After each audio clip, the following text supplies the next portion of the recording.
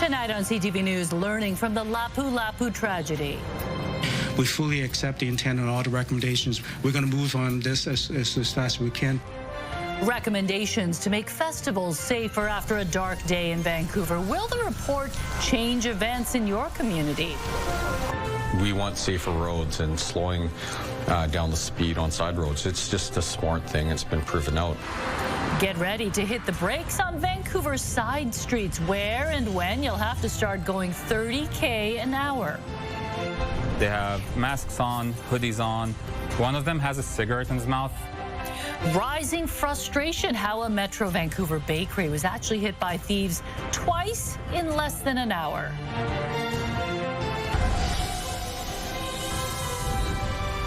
This is CTV News with me, Jolie. Good evening, and thank you for joining us. In the days after the Lapu-Lapu Festival tragedy, the NDP government promised a review of event safety in our province. The results are now public, and they're underwhelming. Our Penny Daflos breaks down what is and isn't in the report. After 11 people died and dozens were injured at the Lapu-Lapu Day Festival in East Vancouver, the Premier commissioned a review into the safety of community events. Best practices that are applicable, that can be used by community event organizers across the province to maximize safety. That report is now public and confirmed. While most events in British Columbia are safe, there are weaknesses. It makes 6 recommendations, including providing funding and training for smaller communities to do a more thorough job when it comes to safety and risk assessment. We fully accept the intent of these recommendations. We're working closely with the partners out there with like event planners, municipalities, different levels of government, how best to make them work, implement them into realities and practice. They did not accept the recommendations. They said they accepted the intent of the recommendations. So one has to look at this and say, you know, was it an exercise in futility? Was it just a knee-jerk political response to a crisis that we're facing right now? There are templates that organizers can now use to do a more professional job, but the report specifically excludes discussion of the Lapu-Lapu Festival tragedy and the availability of mental health services. It would have been great if the time and effort that was spent on this report was spent on the root cause, which is mental health. The report authors applauded Vancouver's robust event planning system. We review our security infrastructure all the time on an ongoing basis. But point out, with so many events around the province run and organized by volunteers, there has to be more support for them, especially as so-called hostile vehicle attacks are a growing threat around the world. You can't plan on every single possibility, but you can actually take concrete steps to ensure that those events are going to be safer. And that's the Penny joins us live. The key word is safer, you know, because even the report acknowledged the only way to have zero risk is to not hold the event. So what is the likelihood these recommendations will be adopted, Penny? It really depends, Mijung. Improving risk assessment, clarifying jurisdiction, better collaboration, and creating after-action reports are all very likely, since there's no real associated costs and they're more policy-oriented.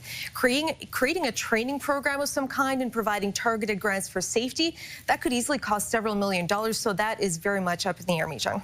Okay, we'll follow and see if any of those things are actually adopted. I will. Thanks, Penny. A Lapu-Lapu survivor who was also one of the event organizers says the recommendations are baby steps in the right direction.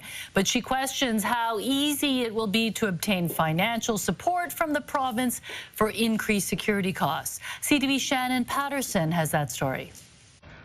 2.5 months after she was seriously injured at the Lapu-Lapu Festival, Christiane Watkins is getting back on her feet. I can stand for a little bit longer, I can walk for a little bit longer, but my wheelchair is still close by me all the time because I do get tired. Watkins was one of the organizers of Lapu-Lapu. She says there was no budget for paid trained security or concrete barriers. It's just for community, by community. We don't have all the money in the world. Well, she hopes the province follows through on the recommendation to give event organizers access to targeted grants, financial support, and cost-sharing programs to cover security. Be very naive to believe that it would be just like a snap of the fingers. Be like, oh, we're having an event. Okay, here's all the money you need. Yeah. So it's time, it's forms, it's bureaucracy, it's red tape, it's everything. So I understand it's not going to be easy to apply for. Another big cultural festival, Carnaval del Sol, is happening this weekend in Vancouver. In the wake of Lapu-Lapu, the security budget this year ballooned to $30,000. So the possibility of a grant from the province? That will be a huge plus for organizations. You know, like security has increased every year for extra things that the city has been wanted, and I think we should. But when we see the bills, they go a little bit higher as well of what we can afford. So that make a huge difference. Watkins supports all the report's recommendations for improved event security, but she'd like more details on the path forward. It's still quite broad and quite vague. So I think these are baby steps.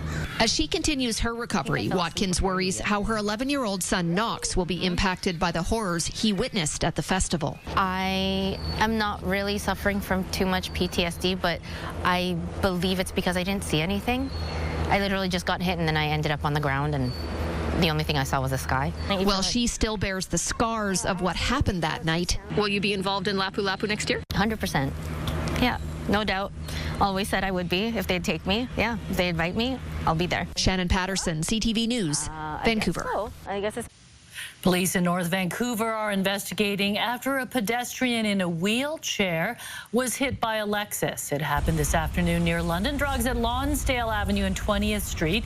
The pedestrian was taken to hospital with serious but non-life-threatening injuries. The driver was also taken to hospital with minor injuries. Police say it's too early to speculate on a possible cause. Slowing down on side streets will soon be mandatory in Vancouver. City Council has approved a recommendation to lower the speed limit on all residential streets to 30 an hour. And as CTV's Martin McMahon reports, that's not the only measure to create slower streets. It's a unanimous decision from an at times divided City Council, voting to drop the speed limit on what it calls minor streets to 30 kilometers per hour. Getting hit by a car at 50 kilometers versus 30 kilometers, you know, the stats are just overwhelmingly positive when if there's an accident at lower speeds. The plan will be phased, starting with signs being put up in 25 neighborhoods. We're a database administration, and we look at the data, and we have a lot of different examples around the world where they slowed down the speed limit in residential neighborhoods. They become safer. We asked people around City Hall what they thought about the lower speed limit for residential streets. I feel like if it increases safety, it sounds like a good idea to me. I think the people who are careful and really pay attention to where the cyclists are going to still be the same people, whether there's a law or not. It depends if the driver is going to adhere to the actual law. I mean, like that's what they're supposed to do, but I mean, people are speeding all the time, right? Council has also removed public consultation for speed humps, given the lack of pushback whenever they are proposed in a neighborhood. Residents are still going to be informed when there's speed humps planned for their community. Usually we find residents are pretty happy to have speed humps because it stops people from running through their neighbourhoods at speed. As for when these changes will kick in, the city says it needs to install signs first, which could take months. And those signs need to go up before any enforcement takes place. Martin McMahon, CTV News, Vancouver. In Langley, police are calling it a case of the fast and the foolish after a driver was caught speeding. This L driver was caught going more than 100 kilometers per hour in a 50 zone, and they had 3 friends with them in the car. The driver was given multiple tickets and had their car impounded. Vancouver police are warning about an uptick in catalytic converter thefts in the West End. They say they've received at least 7 reports of theft since the end of June, adding thieves will often make a lot of noise while removing them, usually with power tools, and that if you see or hear anything suspicious, call 911. Police are investigating an early morning fire at a house under construction in Langley. Emergency crews arrived at the home in the 19600 block of 48 Avenue just after midnight to find it fully engulfed in flames. Nobody was inside. Investigators are asking anyone who may have dash cam video in the area to contact them. Multiple structures, cars, and boats have all been destroyed by a fire in Abbotsford that sparked and then spread into a nearby forest. But officials say it could have been a lot worse. Very fortunate. I mean, if we had had a longer stretch of dry weather ahead of this, and we had any sort of significant wind, this could have been a very different situation. Fire crews were called to Sumas Mountain Road around 4:30 yesterday afternoon. Officials say the blaze expanded to about a hectare in size once it spread to the forest. The BC Wildfire Service was called in and was able to contain the blaze within a few hours. About a dozen people needed to be evacuated, but no one was injured. The cause of the fire is now under investigation. Arson is suspected after a grass fire erupted in Kamloops yesterday afternoon. The blaze broke out near Strathcona Park and spread to about 1 hectare before it was contained. Police say they have identified a person of interest and are working to see if it's connected to any other recent fires in the city. A man suspected of groping a woman on a Vancouver bus last month has been arrested. Transit police say the alleged assault happened on a crowded 99B line bus on the morning of June 9th. 2 bystanders witnessed a man grabbing a woman from behind and confronted him. He fled but was later identified and arrested. Police have released him on several conditions, including a ban from Vancouver buses, and are recommending a charge of sexual assault. 2 people have been charged more than 3 years after a stabbing near a Port Coquitlam elementary school. Shane Aston Giro, who is now 23, and a youth who cannot be named under the Youth Criminal Justice Act, are both facing 3 charges, including aggravated assault. At the time of the incident, police said the victim had been stabbed by a group of unknown assailants early in the morning of June 4th, 2022. The pair were arrested last week. The youth was released and Giro remains in custody ahead of his next court appearance on Monday. To a bizarre and rather brazen theft in Richmond. 2 thieves broke into a bake shop, making off with valuables, only to return for more minutes later. And as CTV's St. Alexander reports, it was all caught on camera. This is the door they used to come in. But rather than breaking in, they actually broke off the lockbox. The alarm was tripped and blaring, yet surveillance video shows 2 intruders seemingly unfazed, heading straight to the till at Dan Go Cake Lab, grabbing iPads, cash, checking every nook and cranny for more. And then for some bizarre reason, while they were opening the doors, they found birthday toppers and candles, and they decided they wanted that as well. And apparently one of them has a sweet tooth, because on the way out couldn't resist a package of Chips Ahoy. Timestamps show this all unfolded very early Monday. They have masks on, hoodies on. One of them has a cigarette in his mouth. As if this brazen bakery break-in wasn't enough, it got even more bizarre. The thieves came back for more, only 40 minutes later. This time, much more relaxed, taking time to compare different types of chocolate. Spends around a good minute reading his ingredient list, making sure which one he wants. I mean, there's dark chocolate, white chocolate, and he just chose the cocoa butter, which he can't really eat on its own. They stroll to the back of the kitchen, to the staff area. Opens all the lockers, sees which one has a nicer jacket, decides he wants that one olive green jacket. It sounds to me like they were not in a rush. No, they were on a shopping spree. After taking more cash from the office, they sauntered out of the store, a Bluetooth speaker and cocoa butter in hand. It was already daylight, and staff showed up only minutes later to find the door open. But that's the reality of it. I mean, you look, the first time they were in and out in a minute and a half. The second time they took their time. Roughly $10,000 worth of goods are gone, and Mounties are now on the case. Now, surveillance cameras also caught images of 2 men wearing the same clothes, watching the pastry shop earlier in the day. Clear shots, the owners believe, of Richmond's sweet tooth burglars. St. Alexander, CTV News, Richmond.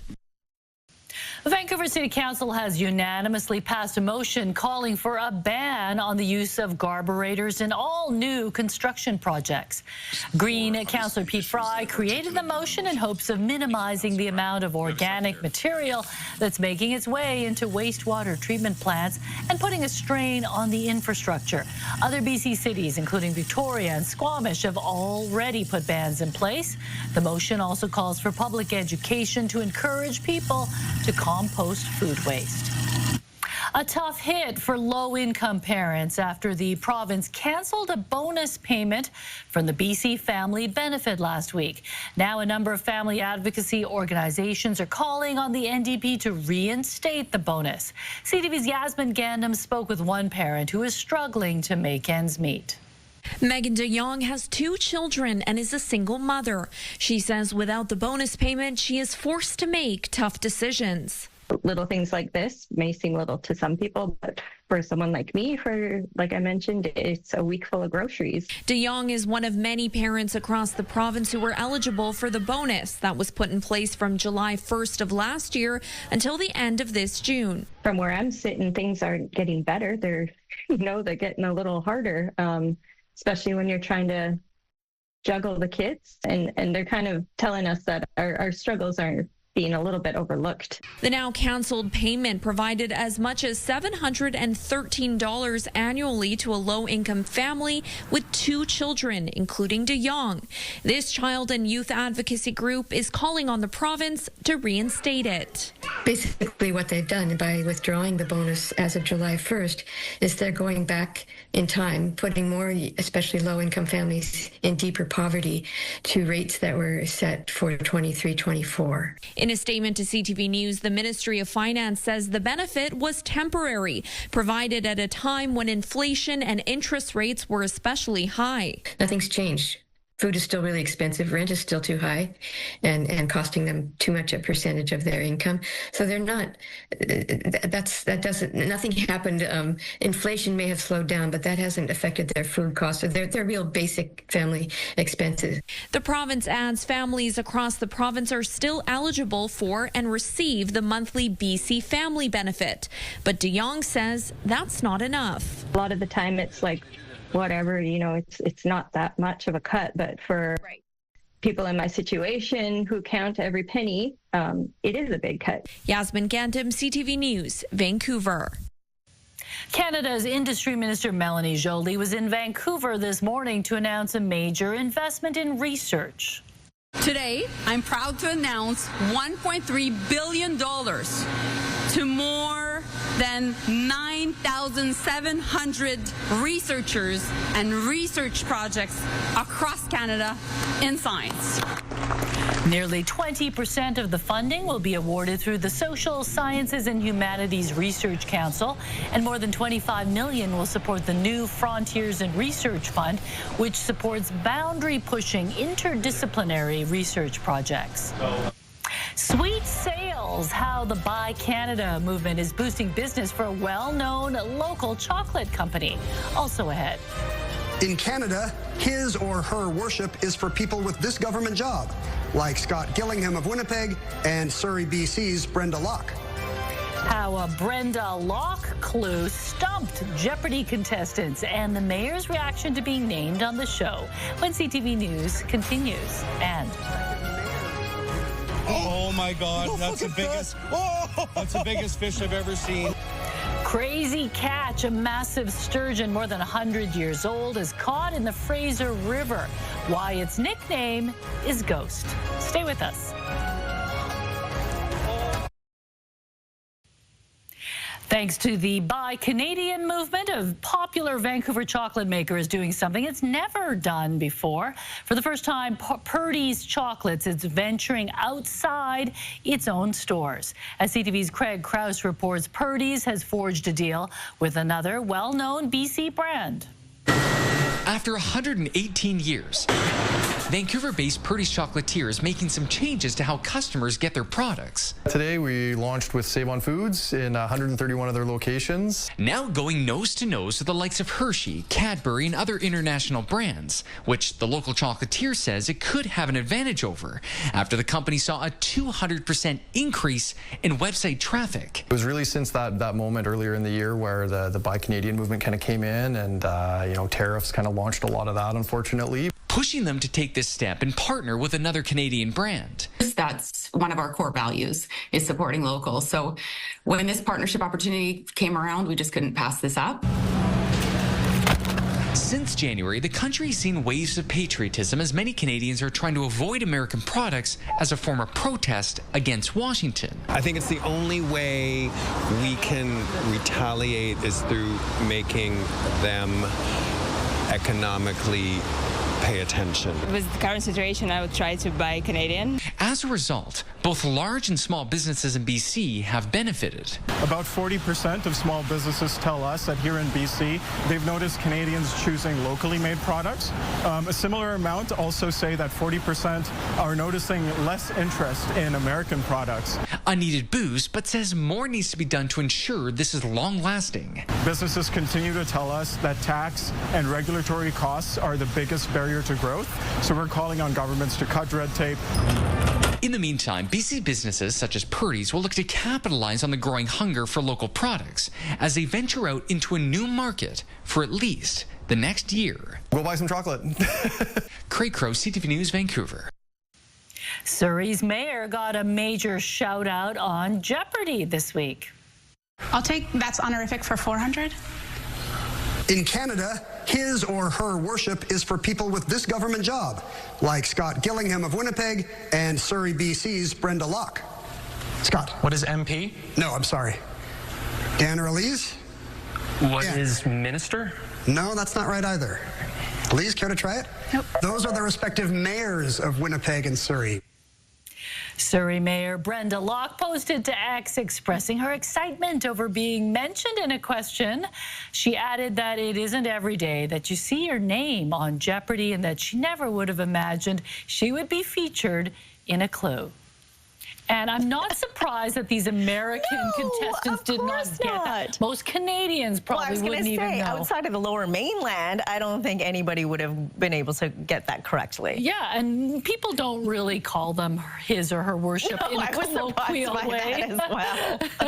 So anyways, but there must be a Canadian writer on the game who threw that in. Yeah, they're adding more Canadian content in there. I like that. Good for them. All right, hope you were... you had your umbrellas this morning because, yeah, it was pretty soggy. But as promised, it has cleared up quite nicely. We're enjoying a mix of sun and cloud outside right now across the Lower Mainland. 20 degrees at the Harbour. You're looking at 21 degrees in Burnaby right now. 20s in Pitt Meadows as well as in Chilliwack. A touch cooler in Abbotsford at 19 degrees. As we head through the overnight, we will see a few clouds with patchy fog developing. 14 degrees is the overnight low. And then tomorrow we'll start off with some cloudy skies, patchy fog. It does clear up through the afternoon with a high of 21. CTV weather brought to you by Expedia Cruises. Plan, book, and safeguard your journeys. Explore the possibilities at expediacruises.ca. Yeah, so I hope you liked the cooler temperatures today because it's going to heat up once again as we head into the weekend. I've got those details coming up. Yeah, what a difference one day has made. A couple hours has made, yeah. I know, I've got my umbrella and raincoat ready for the sunshine. Yeah, all right, thanks, Ann. Well, Canada reacts to the threat of a whopping tariff on copper exports. Yet another hurdle in reaching the July 21st deadline. Also coming up. I'm very upset. It makes me feel sad because, this is supposed to be a safe environment where people are going to have fun. The Calgary Stampede marred by a shocking triple stabbing. The victims all teens. What police are saying about the violence on the Midway. That's coming up. Police in Calgary are searching for suspects after a stabbing at Stampede Park. 3 teens were injured after a targeted attack on the Midway. CTV's Alicia Fieldberg reports. Fun continues at a Stampede attraction hours after a stabbing on the Midway sent 3 people to hospital. I'm very upset. It makes me feel sad because, this is supposed to be a safe environment where people are going to have fun. It happened around 11 Tuesday night near the base of the Euroslide. Police found an 18-year-old man in life-threatening condition and 2 others in serious condition just outside the park. A 15-year-old boy near 17th Avenue and McLeod Trail and an 18-year-old man near Earlton Street and 27th Avenue. Police say it was a fight between 2 groups of people who knew each other. From reviewing CCTV so far, we could say there's anywhere between 8 and 10 people involved in this altercation, with 3 people ended up at hospital. It's still under investigation. We don't actually even know what the weapon is or whether or not it was brought onto Stampede Park. At every entry gate, police support Stampede security checking bags as attendees pass through metal detectors. It makes me think about how the security up front with take stuff out of your pockets should maybe tighten down a bit. I don't know how I feel about the security system because I literally just walked through and there was not really any question about, what was in my purse, what was in my bag. Free attendance for part of the day in a Don Tolliver concert drew a record attendance of over 193,000 people to Stampede Park Tuesday.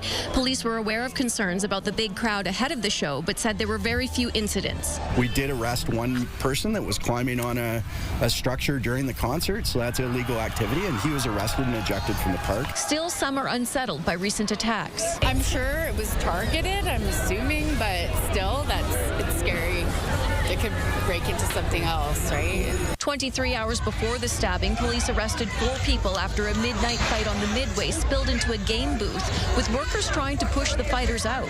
While some people think security could be tighter, they still feel safe at Stampede. I hope it was a personal matter. I mean, it's just in the back of my mind. I'm not too scared about it. I feel like it would maybe be different if I had kids or if I was a kid. I don't want it to make an impact on, what Stampede is here for and how we're seen as a city. Alberta is marking a difficult milestone in the fight against a measles outbreak. The province has the most infections in North America on a per capita basis, raising concerns that summer events like the Stampede could push cases higher. Alberta has reported more than 1,200 cases since March. By comparison, Ontario has 3 times the population and has reported more than 1,900 cases since October. So far this year, BC has reported 99 infections, and there is currently 1 active case. London, Ontario is dealing with the Legionnaires outbreak this summer that has turned deadly. This year in 2025, we've had 43 cases of Legionella confirmed, and unfortunately, we have had 1 person die. The Middlesex London Health Unit, which declared the outbreak, says most cases of this serious respiratory illness are within a 6-kilometer radius. It's caused by a bacteria that can be found in water sources like shower heads and hot tubs. Health officials say overall risk to public is low, and most people exposed to the bacteria don't develop symptoms. Canada's new defense pact with the EU could spark friction with the U.S., according to a new report by former government officials. Prime Minister Mark Carney signed the security and defense partnership last month in an effort to reduce Canada's reliance on U.S. military contractors. Currently, about 75% of the military equipment Canada uses comes from the U.S., including 16 American fighter jets. A report released today warned Americans may not respond well to losing contracts to Europeans. The U.S. might respond in a negative way and start canceling U.S. contracts to Canadian companies. The report's authors say they want this new pact to succeed while highlighting the roadblocks ahead. That includes the fact that members of the EU can veto trade deals, and regulatory barriers in provinces like BC could delay projects by years. The authors stipulate that while revising Canada's relationship with the U.S. military will be challenging, it's also necessary. More economic pain could be coming our way if Donald Trump goes through with his threat of a 50% tariff on imported copper. When it comes to the latest declaration from the president in the United States, we have not yet seen an executive order. Of course, our embassy in Washington. Canada was not included in the new batch of tariff letters Trump released today. They included Brunei and Libya, with the tariff rate ranging from 20% to 30%. A 50% tariff on Canadian copper would be significant. Of the $9.3 billion worth of exports in 2023, more than half went to the U.S. The next 2 biggest destinations were China and Japan. Canada's self-imposed deadline to hammer out an economic and security deal with the U.S. is July 21st. BC residents seem to be on a winning streak for Lotto jackpots, with the newest Burnaby winner plans on doing with his fortune. Also ahead. It's an all hands on deck. Everybody we got are out here. The scope of the catastrophe in Texas grows by the day. More than 115 people are dead.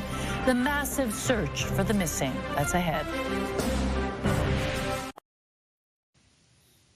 The death toll in the Texas flash floods is rising. At least 120 people have died, and the search continues for more than 170 still believed to be missing.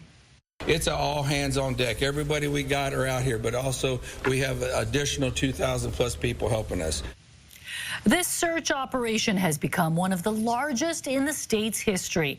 The local sheriff's department said an investigation into the disaster will take place after search and rescue efforts have concluded.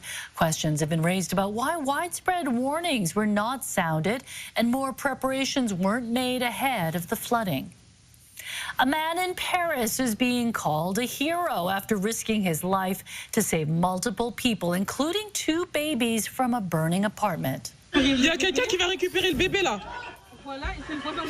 can see the man standing on the narrow ledge outside a 6th-floor window. As smoke billows out, he reaches out to grab the babies, then stretches out to hand the infants to safety. He then goes on to assist other trapped family members. The Paris police chief says he will be honored for his courage and dedication. Several American lawmakers want Canada to do more to combat wildfires in this country. 6 congressional Republicans from Wisconsin and Minnesota say successive years of wildfires have undermined air quality in their states and robbed Americans of their ability to enjoy the summer. They pointed to forest management and arson as possible factors, but did not mention climate change. The lawmakers sent a letter to Canada's ambassador urging her to relay their concerns to the Canadian Forest Service. The capture of a giant sturgeon in the Fraser River is being called historic. The incredible video coming up also. I lost my mind. This was such a crazy accomplishment. A robot performed surgery without any human help. The operation was on a pig. How soon could an AI-trained robot do surgery on people? That's ahead. I lost my mind. I think this was such a crazy accomplishment. The robot revolution takes on the OR. How AI is involved in this surgery with no human hands in sight. We'll have that story right after Anne's forecast. But first, a Burnaby man is grateful he tagged along on his son's recent coffee run after buying a winning lottery ticket on a whim. Han Sim says he was out grocery shopping when he learned he had won the Lotto 649 draw on Saturday. He plans to put his $1 million winnings towards a family vacation and his son's mortgages. Sim joins a list of Lotto 649 players in BC who have collectively won more than $31 million so far this year. Wow. So, of course, he's got to help his son because it was his son's idea to go get coffee, right? I got to do more things on a whim, I think. I know. It seems all these Lotto winners, they buy it on a whim. Yeah. One was running. Come on, we have to do it. All right, I'll do it after work for sure. I might not be back tomorrow, though. We'll have to see. All right. Not a bad day out there right now. Not a bad afternoon after all the rain that we saw earlier on this morning. Ridge of high pressure will slowly clear things away. We do have a front moving its way in for the Thompson-Okanagan region, bringing in some heavy rain. So a special weather statement is in place, and with that band of rain comes embedded thunderstorms. So you can expect to see heavy rainfall, strong winds, as well as possible hail as you head through this evening and into tomorrow morning. So there's that band right there, as you can see on our weather tracker through the overnight into tomorrow morning. It is moving towards the southeast. It starts off nice and bright for the north coast, central coast, and Haida Gwaii. It will be cloudy to start for the south coast, but as we head through the afternoon, clears up quite nicely. But different story along the north coast and Haida Gwaii. You will see rain move its way in from the system offshore right now. Beautiful day for the central coast and central interior. Your provincial forecast at the bottom of your screen. Mostly sunny skies report hardy tomorrow with a high of 18 degrees. You'll warm up to 23s under sunny conditions for Campbell River and Comox. For the South Island, a mix of sun and cloud for the most part from Tofino right down to Victoria with temperatures between 18 and 20. 25 degrees. Mostly sunny skies for the Sunshine Coast with a high of 21. A few clouds up the Sea to Sky Highway, 21 for Whistler, 23 for Squamish. And for us across the Lower Mainland, we'll start off cloudy with some patchy fog, but it does clear up nicely with temperatures between 20 degrees near the water, 24 degrees inland. And then it starts to warm up. On Friday, we'll see inland temperatures reach 26 degrees. On Saturday, 27 near the water, 24. And then on Sunday, we're looking at inland temperatures reach 29 degrees, 25 degrees. Monday, Tuesday, Wednesday, we're looking at sunny skies, hot temperatures between 30 degrees, 26 degrees near the water, 33 degrees inland by the time we reach into Wednesday with 27 degrees near the water.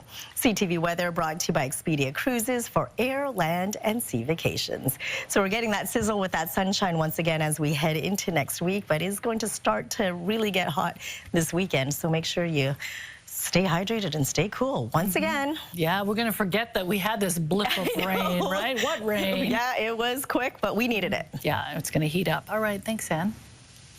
For the first time ever, an AI-trained robot has performed surgery without human help.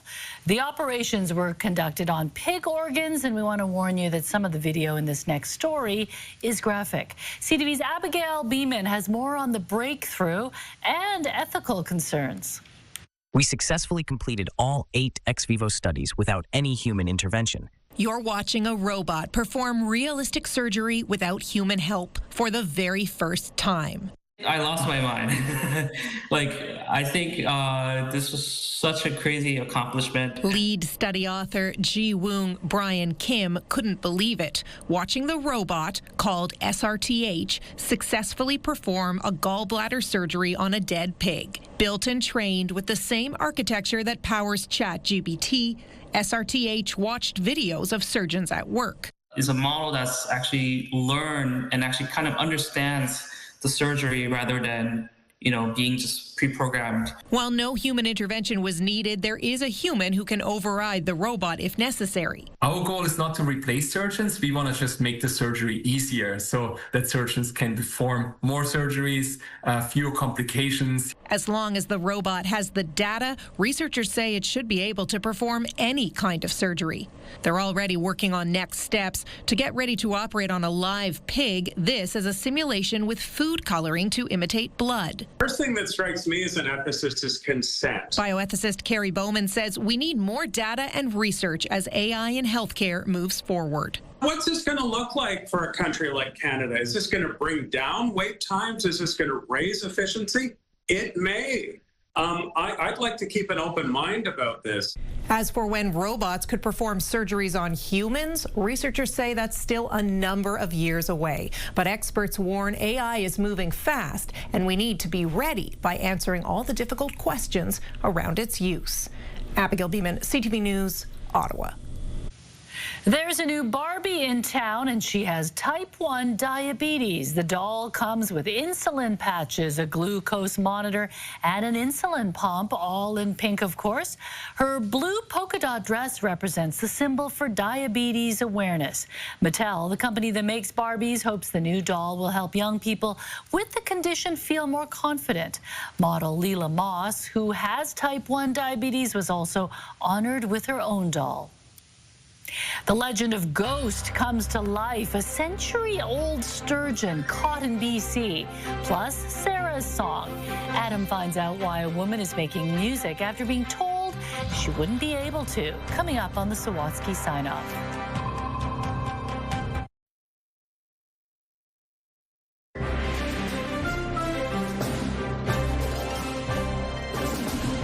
Will the Canadian spin-off of the Jersey Shore be filmed in the Okanagan? That is what fans are guessing after Snooki was spotted in Kelowna. A photo of the reality star landing at the airport this week has been shared on social media, along with shots of a camera crew. Paramount Plus put out a casting call earlier this year for 10 fresh-faced, unapologetically wild Canadian singletons, but did not say where the show would be set. The Canadian version will be the 18th spin-off of the franchise that began in 2009 by following a group of 20-somethings as they partied their way to fame. A minor hockey association in Alberta is investigating after a video surfaced online showing one of its coaches, who is also a former NHL player, in a fight at a golf course. Hey, man, come on, man. Hey! The video appears to show Nick Tarnaski and another man arguing before the man is thrown into a pond. Tarnaski played more than 240 games in the NHL with Tampa Bay, Nashville, and Florida. A series of punches are thrown after the man gets out of the water. It's not clear exactly how the argument started. Red Deer Minor Hockey says, we understand the matter is being reviewed by local policing authorities, and we're conducting our own investigation into the incident.